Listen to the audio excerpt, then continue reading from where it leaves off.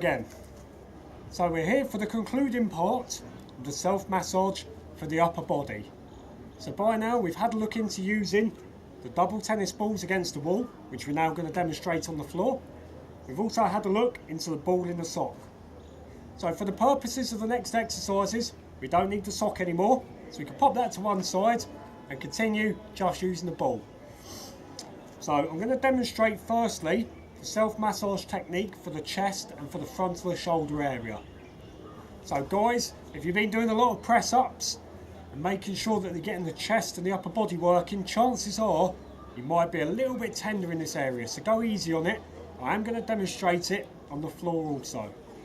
So to start off with, I'm going to begin from the top corner of the left chest, pressing the ball in and bringing it down in a diagonal stroke towards the centre of the rib cage. I'll place one hand, so my right hand goes on the ball, left hand over the top, just to add a little bit more security to it, and pull downwards a few inches at a time. And again, breathing out as we do so. Okay, so make sure that you're in a comfortable position. This can be done seated on the floor or on a chair also. Remember, looking for those tight or tender spots. So for a lot of people, they're going to find a few in this area. So when we do find them again, we're just going to have a few rolls through to begin with. Assess which bits need our attention today. And then when we find them, rest, hold. So you can see there I'm applying some pressure using my left hand. Let my arm dangle to begin with. And then I can take my hand back, putting my chest into a stretch, and then bringing it back. So if that's too much, feel free to stay with the strokes or the rest and hold technique, and that will still give you some results. If you find that it eases off, we can always reposition the ball slightly or press a little bit deeper. So I'm really going to open up the posture. I'm going to turn the thumb backwards, so I'm putting the arm into external rotation and really lengthening that chest. Excellent. Fantastic. Again, shake it out, have a little bit of a loosener, reposition. Let's continue with the strokes, working from the top corner down towards the centre of the chest. So always, relaxing into it as best as you can, looking for those spots that are starting to get a bit interesting. So we don't want to overwork one area. If you're doing it a few times, you think, yeah, it's giving me a bit of release. It's not going to happen magically overnight all the time. So we might need to return to it several times before we feel it really loosen off properly. But we don't want to overwork it and keep chasing that spot and keep working it too much in one sitting, just in case you bruise yourself, which can provide a little bit of tenderness, even more so. Okay, so I'm just going to work a little bit deeper down, coming down all across the front of the chest, and again, finding those areas that are tight or tender, breathing into them to begin with. Excellent.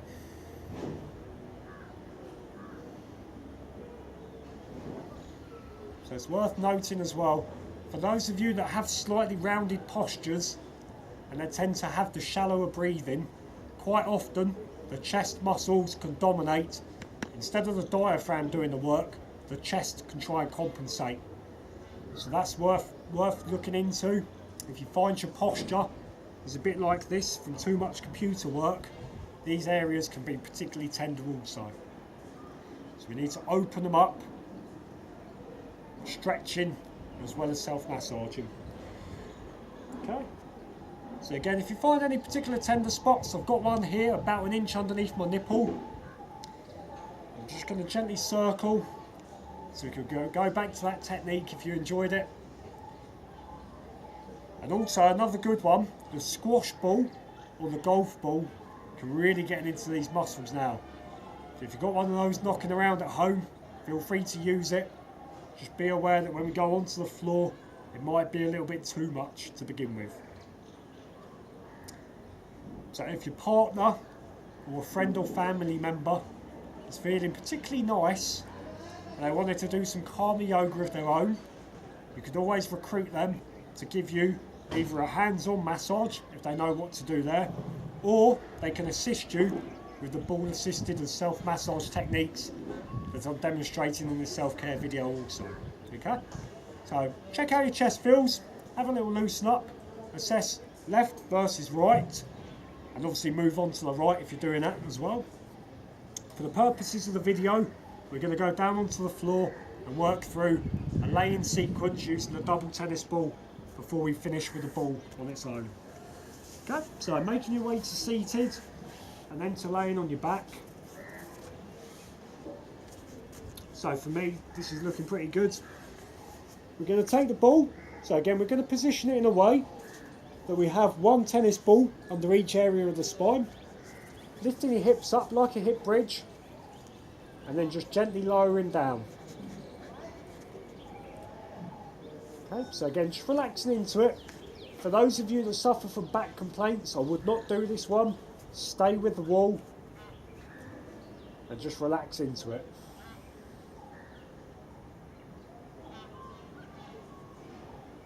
This is a fantastic release. We're going to work through the stage by stage all the way through the spine. But remember, the key here is relaxing and breathing.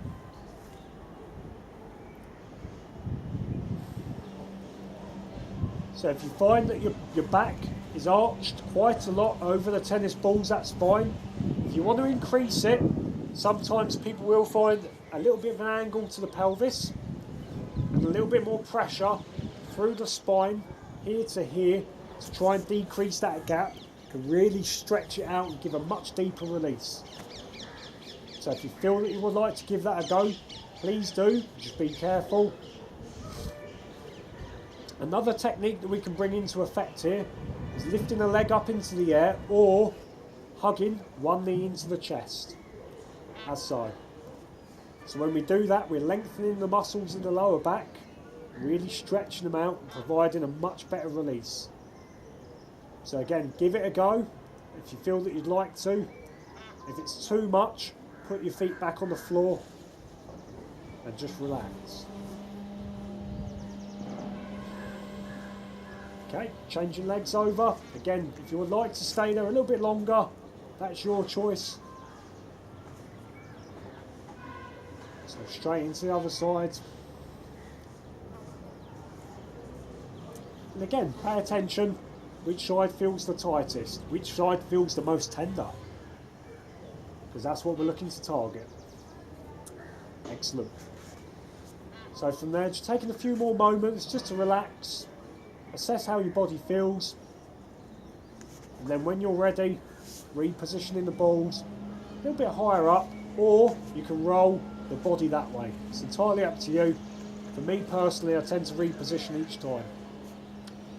So I'm now into the upper part of the lower back curve, as you can hopefully see just about underneath. And again, just going to relax into it, palms facing the ceiling, keeping the legs in this position to provide me a little bit of support. And as always, I'm bracing the core slightly, drawing the navel in, just to provide me with a little bit of support and a little bit of comfort around that middle area.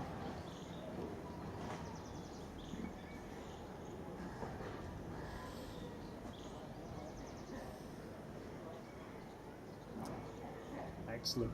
So some of the muscles that attach throughout the spine, we're going to be able to lengthen them stage by stage. So just as we did up against the wall, this time I'm going to start with an arm overhead. So as you can see there, as my arm goes overhead, my back might try to lift up. My job here is to keep that back in the same position, so I'm not allowing it to overarch into that position. Okay, you can see my shoulder and my arm are not able to reach the floor at this point. That's completely normal. Just make sure you're working to a level that feels comfortable for you. The head should, however, be supported and comfortable. So for those of you that suffer from a little bit of forward head syndrome, a pillow or a yoga block can just provide you that little bit of support so you're not allowing your neck to take any pressure. Okay, so if you need it, grab one, please use it. Okay, so I'm just going to take a few more arm overheads and back downs, keeping my body and the tennis balls in the same position. Working at a comfortable pace, breathing out as we go down. Inhale on the return and out as we go overhead. Fantastic. So back to the start, we're going to try the other arm. And again, get a feel for it to begin with. One arm might be able to touch the floor, one arm might not. That's completely normal. Nothing to worry about.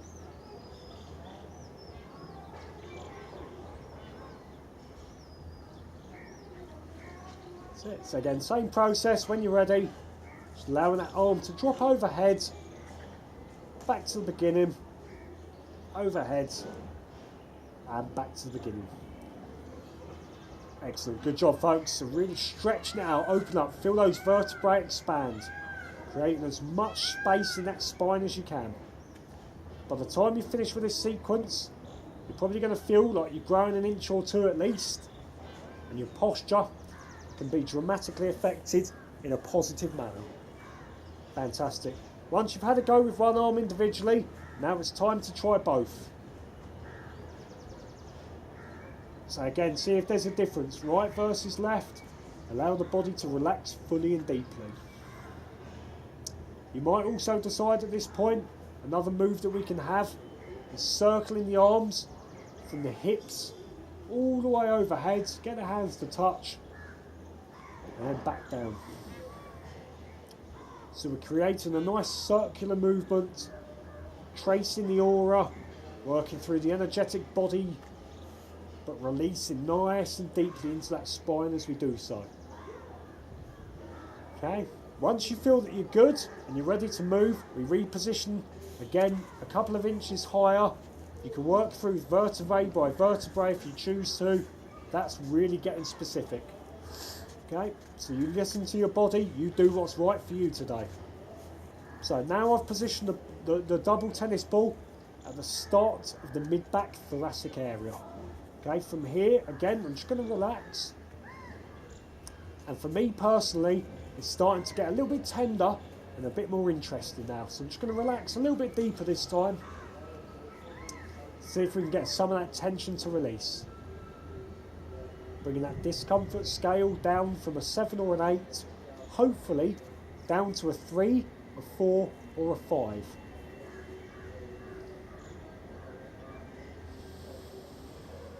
But always breathing.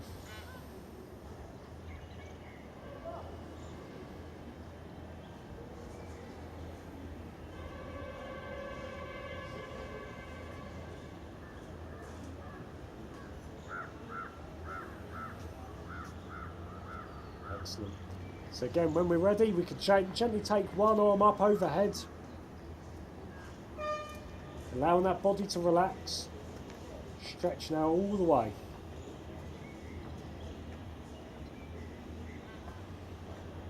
So again, we can repeat a few times on one side, really opening up, feeling that spine lengthen stage by stage, working at your own tempo, and then when you're ready, changing arms. So I'm showing you these techniques as a guide. You do what's right for you. You take as long as you need to. By the end of it, you're going to feel amazing. Okay, now that I'm getting into the mid-back area, again, I'm going to go for a few circles, but I'm also going to show you a new technique that I haven't demonstrated yet.